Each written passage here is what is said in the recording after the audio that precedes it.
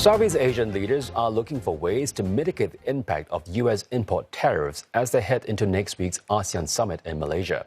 ASEAN Secretary General Hourn expects the bloc to deepen engagement and increase intra-regional trade. Speaking with CNA's Saifulbahri Ismail at the ASEAN Secretariat in Jakarta, Dr. Hourn said Washington's tariff policy has strengthened unity and solidarity among member states. A wake-up call for us then. We cannot rely on any single market or country. We have to rely more on ourselves. This is, I think, the message that is going to be very clear for ASEAN.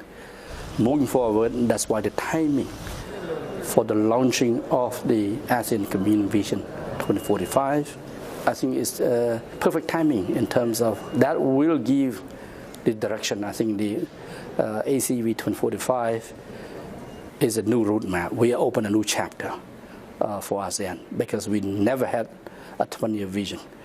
To what extent do you think the U.S. reciprocal tariff policy or tariff hikes has actually fostered ASEAN unity?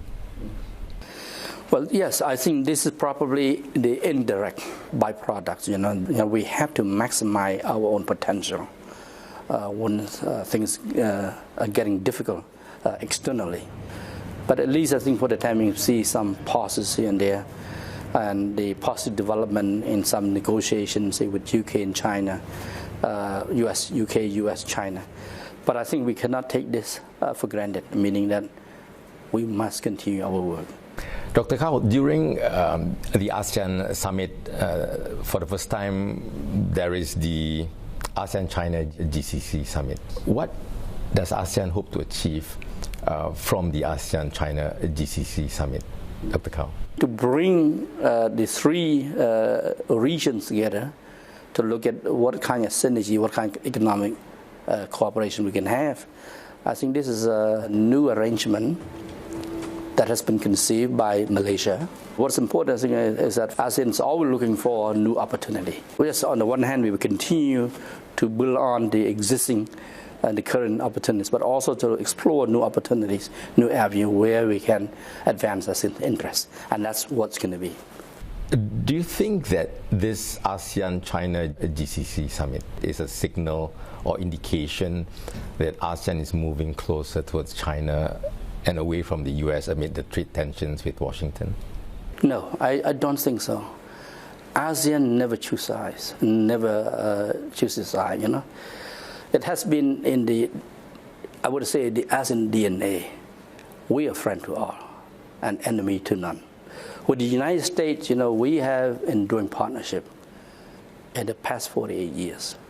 And it will be during the Trump administration that will be commemorating the 50th anniversary in 2027 during Singaporean Chairmanship of ASEAN.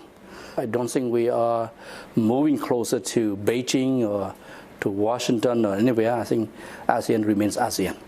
I'd like to move on to the Myanmar crisis. What new initiatives can be expected at the ASEAN Summit with regards to resolving the crisis in Myanmar? Well, first of all, I would say there is some movements. You know, before the summit, we will have 2 meetings. Just focus on Myanmar at the ministry level. There will be a meeting of the present chair, incoming chair, and previous chair. It's all as an informal consultation, and they will discuss Myanmar, period. So this is, I would say, new development to me.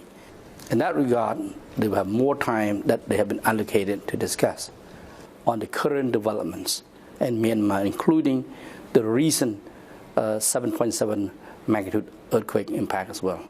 Right. Finally, Dr. Hourn, I'd like to talk about Timor-Leste.